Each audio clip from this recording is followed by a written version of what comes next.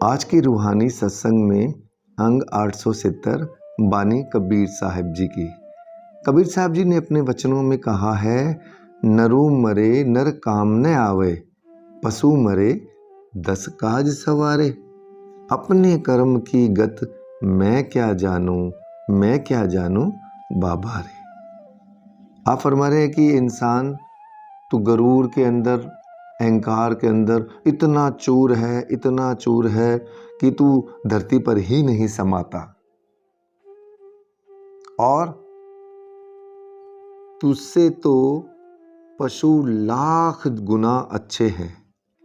जब तेरी आत्मा शरीर को छोड़कर परम आत्मा अनंत में विलीन हो जाती है तो तेरा शरीर किसी के भी काम नहीं आता। हम लोग भी क्या करते हैं, उसको अग्नि के सपुर्द कर देते हैं या सपुर्द के खाक कर देते हैं, अर्थात उसका कुछ भी काम नहीं आता। और कबीर साहब कह रहे हैं कि जब पशु की जब मृत्यु होती है तो पशु के जैसे हाथी के दांत हुए और अनेकों मृत पशुओं की दवाइयाँ हमारे निदान के लिए बनाई जाती है, अर्थात अनेकों काम संवारते हैं। तो वो कह रहे हैं कबीर साहब कि ये इंसान तुझसे तो लाख लाख गुना बेहतर है पशु। तू किस अहंकार में चूर है, तू किस गरूर में चूर है। तुझसे तेरी जब हंस तेरा साथ छोड़ देगा, वो उड़ जाएगा, तो तू तेरी बॉडी, तेरा शरीर किसी भी काम नहीं आने वाला है। और आगे फरमा रहे हैं कि ये कर्मों की गति, अपने कर्म की गत मैं क्या जानूं बाबा रे। हे बाबा, हे रब, हे खुदा, हे ईश्वर, हे वाहिगुरु, मेरे कर्म कैसे हैं मुझे बिल्कुल भी नहीं पता इनके बारे में।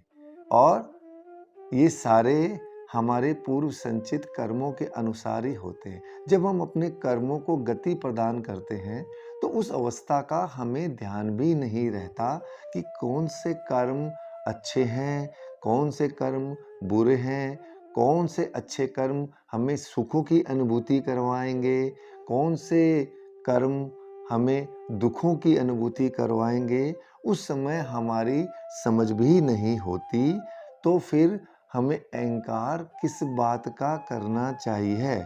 आप फरमा रहे हैं कबीर साहब कि ए इंसान, तुझे अपने जीवन के अंदर या अगर तू कुछ दुनियावी चीज़ें तुझे मिल जाती है तो कभी भी उनका जीवन के अंदर अहंकार मत करना। ये जरूर तेरे तेरे तेरे अच्छे कर्म किए होंगे जिसके बारे में तुझे पता नहीं है, उसके एवज में, उसके बदले ही तेरे को सुखों की अनुभूति हो रही है। और जब हमें रोग उत्पन्न होते हैं या किसी प्रकार के दुख या संकट आता है, वो भी उन कर्मों की वजह से होंगे जो तुझे ध्यान में भी नहीं हैं, जो तेरे बुरे कर्मों की वजह से आज दुख या संकट या कलेश आया हुआ है, जिसे तुझे ज्ञान भी नहीं है। तो कबीर साहब हमें समझाते हैं कि ए नर, ए इंसान, तू अहंकार मत कर। तेरा शरीर कुछ काम नहीं आने वाला, तेरा कोई भी वजूद नहीं है जब तक वो हंस है, जब तक वो तेरे शरीर में वो आत्मा है। तुझे बहुत सुख और दुखों की अनुभूति होगी।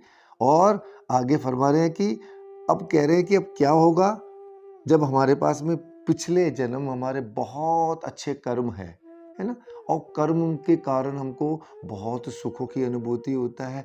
और हम इस जन्म में क्या करेंगे, उन सुखों में इतने लवलेज हो जाते हैं, इतने मशहूर हो जाते हैं कि हमें पता ही नहीं चलता। और हम सोचते हैं कि ये सारा कुछ हमने हमारी मेहनत से हासिल किया है, हमने अपने प्रयास से हासिल किया है। कबीर साहब कहते हैं कि माटी के पूतरा कैसे नचत है, देखे देखे सुने बोले दौड़ियो फिरत है। कि हे मिट्टी के पुतले, हमारी अवस्था कैसी है, हम मिट्टी के ही तो पुतले हैं। आप फरमा रहे हैं कि माटी के पुतरा कैसे नचाते, देखो कैसे अहंकार के नशे में आकर कैसे खुशियां मना रहा है, कैसे नाच रहा है और कैसे अपने आप को बहुत बड़ा विद्वान, बहुत बड़ा शक्तिशाली, बहुत बड़ी ताकत समझता है। वो कह रहे हैं कि देखो, और दौड़ियो फिरता है, कभी इधर दौड़ता है, कभी उधर जाता है, कभी अपने आप को समाज के अंदर दिखाता है कि मैं बहुत बड़ा हूँ, मैं बहुत पैसे वाला हूँ, मैंने अपनी मेहनत से ये अर्जित किया है, मेरे अच्छे कर्म रहे होंगे जो मैंने ये काम किए। तो अहंकार में चूर होकर वो इधर उधर दौड़ता रहता है। आगे आप फरमा रहे हैं फिर कि माया गई तब रोवन लगत है। और थोड़ा सा भी अगर दुख आता है, कष्ट आता है, तो रोने लग जाता है कि पता नहीं मुझे क्या हो गया, ऐसा दुख की क्लेश में डूब जाता है और वो उसको असल चीज से रूबरू हो जाता है कि मेरे ये पूर्व संचित कर्म ही हैं, और घबरा जाता है। फिर उसको कोई नजर नहीं आता, वो अपनी निगाह उसको उस रब पर, उस ईश्वर पर लगानी ही पड़ती है। दुनियावी चीजें हमारे, दुनिया यहीं तक, जब तक वो आत्मा है यहीं तक हमारे को सुखों की अनुभूति कराएगी, लेकिन जैसे ही हमारे कष्ट या तकलीफ या वो माया जाएगी तो वापस हमें दुख और कष्ट को भोगना ही पड़ेगा। इसलिए हमें अच्छे कर्मों की खेती करनी है, अच्छे कर्मों को इस जन्म के अंदर करेंगे, ताकि कहते हैं ना कि अगले जन्म के अंदर हमें उसी के अनुसार सुख और दुख दोनों अवस्थाओं से जूझना पड़ेगा, दोनों से अवगत करना पड़ेगा। एक बहन की खेती करती थी, दूसरी बहन मिट्टी के बर्तन बनाती थी।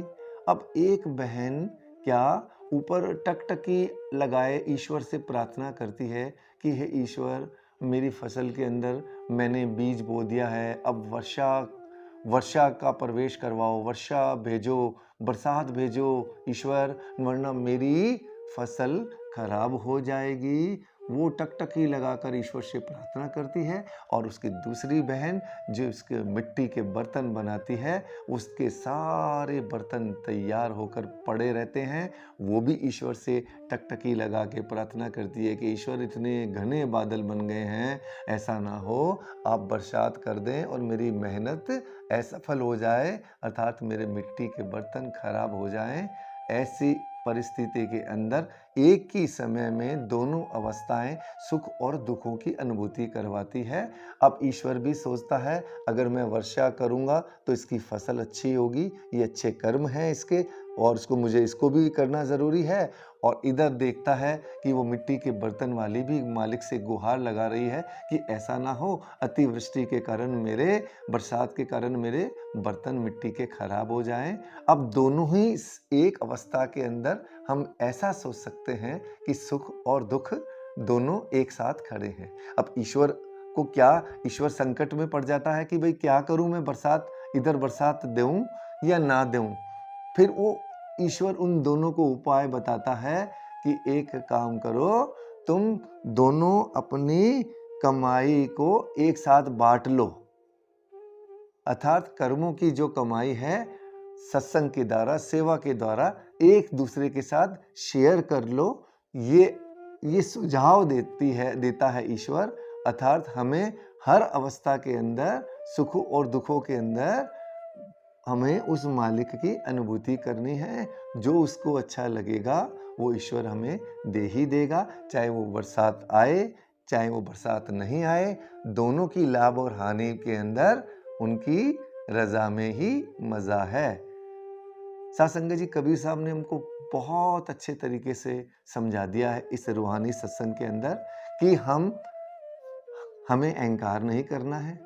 अगर कुछ हमारे पास माया है तो कोई अहंकार नहीं करना, हमारे पास बल और शक्ति है तो भी अहंकार नहीं करना, अगर हम विद्वान हैं, ज्ञान है, तो भी हमें नहीं करना कि मैं अच्छा बोलता हूँ, मैं अच्छा ज्ञानी हूँ, मैं अच्छी मेरी समझ है, मैं डॉक्टर हूँ, मैं वकील हूँ, मैं इंजीनियर हूँ, मैं बहुत बड़ा पुलिस का अधिकारी हूँ, मैं सिविल सर्विसेज के कारण कलेक्टर हूँ।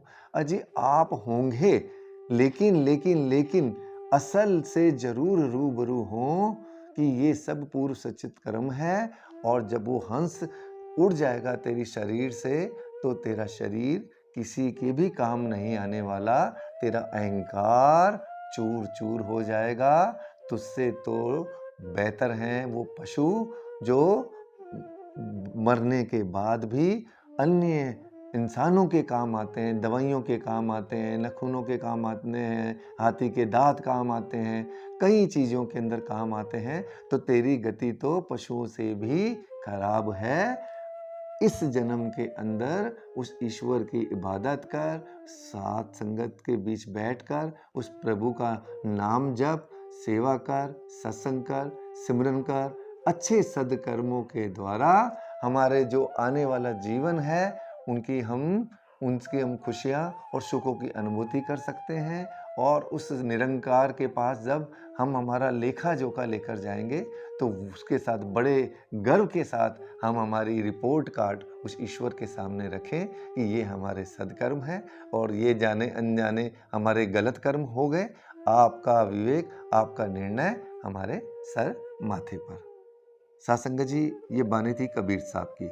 मैं हर रविवार को मेरा प्रयास रहता है कि जो रूहानी सत्संग के द्वारा जो संतों महात्माओं की बानी है, गुरुओं की बानी है, गुरु ग्रंथ साहब से ली हुई बानी है, मैं उनको सरल शब्दों के अंदर आपके सामने प्रस्तुत करूं। ये ठाकुर जी की कृपा है, ये वाहिगुरु की कृपा है कि वो ही हमें ऐसी शक्ति दे रहा है। आप ज़्यादा से ज़्यादा इस वीडियो को लाइक करें, शेयर करें और आगे धर्म प्रेमी बंधुओं को जिनकी आध्यात्मिकता में रुचि है उनको ज़रूर भेजें ताकि वो भी सुनकर अपने धर्म लाभ उठा सकें।